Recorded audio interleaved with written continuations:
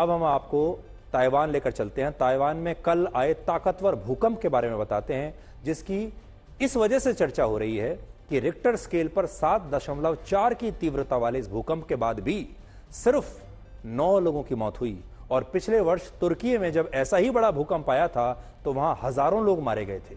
आज हम आपको बताएंगे कि तुर्की और ताइवान में अंतर यह है कि ताइवान ने भूकंप का सामना करने के लिए इतना मजबूत सिस्टम बनाकर रखा, वहां भ्रष्टाचार नहीं है और सिस्टम ऐसा कि बड़े से बड़ा भूकंप भी वहां की आपदा प्रबंधन व्यवस्था को हिला नहीं पाता।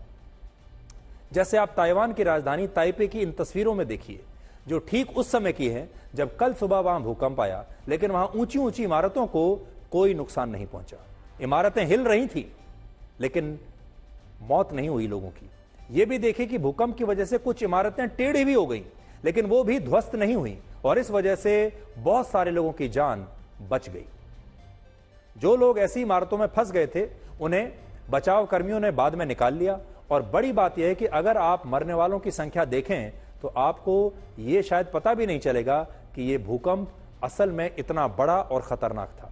सिर्फ 9 लोग इतने बड़े भूकंप में मारे गए हैं। लेकिन अगर आप इन कुछ तस्वीरों को देखेंगे तो आप समझ जाएंगे कि यह कितना शक्तिशाली भूकंप था। जैसे ये देखिए, जिस वक्त भूकंप आया तो वहां सड़क पर बस और गाड़ियां बुरी तरह से हिलने लगी और वो सब रास्ते में रुक गए थे। और ये वहां की एक मेट्रो ट्रेन की तस्वीर मैं आपको अब दिखाऊंगा।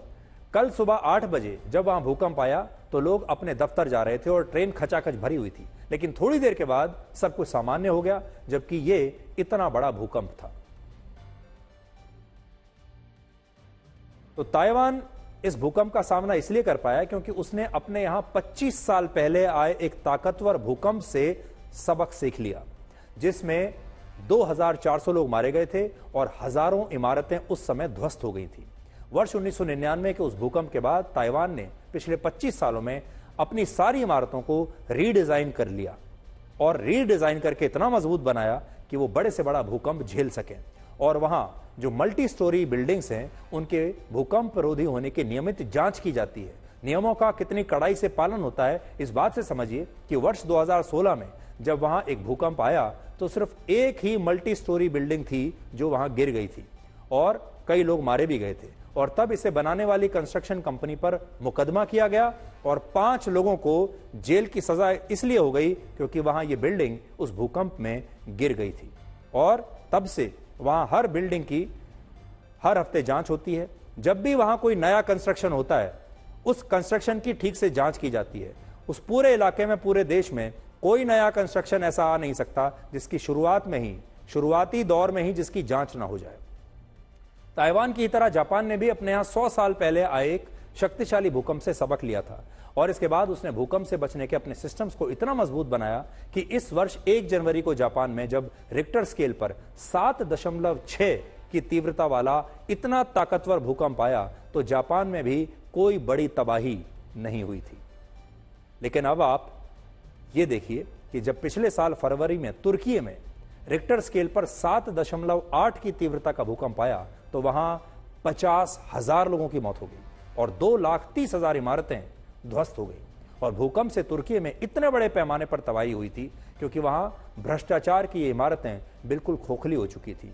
वहां हर इमारत को बनाने में भ्रष्टाचार होता है। हर इमारत में जो रॉ मटेरियल लगाया हुआ था वो बड़ा कच्चा था, घटिया क्वालिटी का था, क्योंकि बिल्डर को पैसा कमाना था। और ये जो बिल्डर होते हैं ये सरकार में भी रिश्वत खिलाते हैं, पूरे सिस्टम में, प्रशासन में रिश्वत खिलाते हैं और फिर कमजोर बिल्डिंग वहां पर बनाई जा रही थी, जिसकी वजह से जब भूकंप आया तो ये सारी बिल्डिंग्स ध्वस्त हो गई और 50,000 लोग तब वहां पर मारे गए।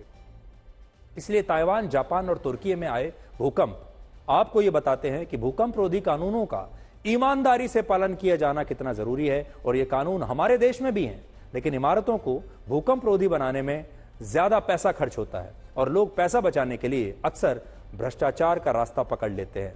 तो बड़ी आपदा भूकंप नहीं है, बल्कि उससे भी बड़ी आपदा है भ्रष्टाचार।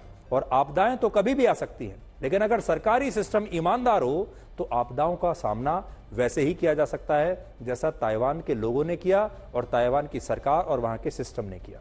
इसलिए आज आपको सावधान करना चाहते हैं, क्योंकि भारत में भी भ्रष्टाचार की बड़ी लंबी लंबी ऊंची ऊंची इमारतें हैं जो भूकंप के एक झटके को भी सह नहीं पाएंगी।